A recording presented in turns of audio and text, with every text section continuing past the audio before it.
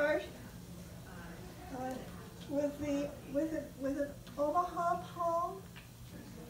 It's a dialogue between two speakers, and the speakers aren't known when you read the poem, but I'm going to tell you about them so you can get that little extra edge.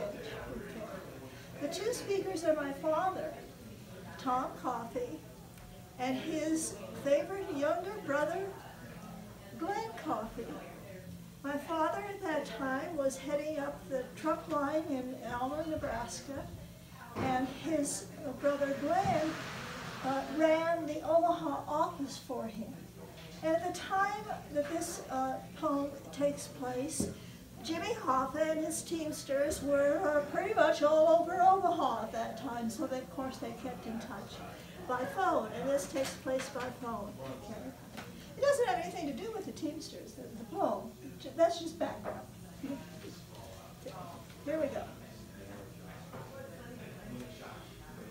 Glenn, who swore habitually, you could hardly get a plain word out of his mouth, had called up Tom to tell him that the Omaha World Herald reporter had come and interviewed him.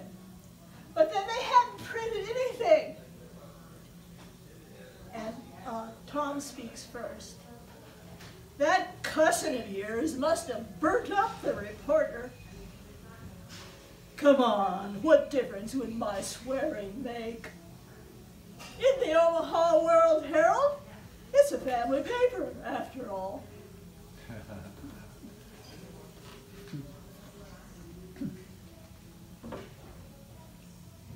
Then I'm going to read you two poems from my book, Prick Songs. I have a few copies over there if anyone's interested. The first poem is entitled Things Not Told of Childbirth. Now I call this my Allen Ginsberg poem, but not because of the topic. I can't imagine that Ginsberg would have ever written about childbirth. But in this particular poem, the third line is exceedingly long and made me think of him. So here it is. Things not told of childbirth.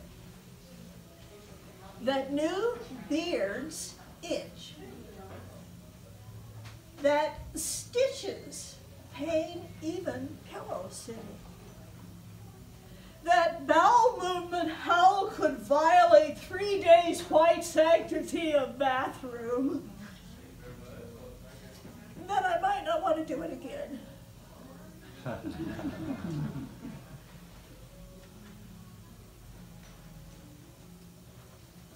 And here's my Prick Song. Here's Prick Song. It's my most famous poem, of course.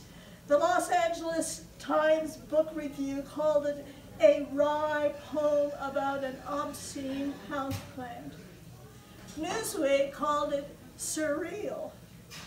And it's been widely published a number of times in Nebraska, a couple of times in New York, and even in India. Here it is, Prick Song. I am cursed by a large penis, which I planted in a flower pot in my living room.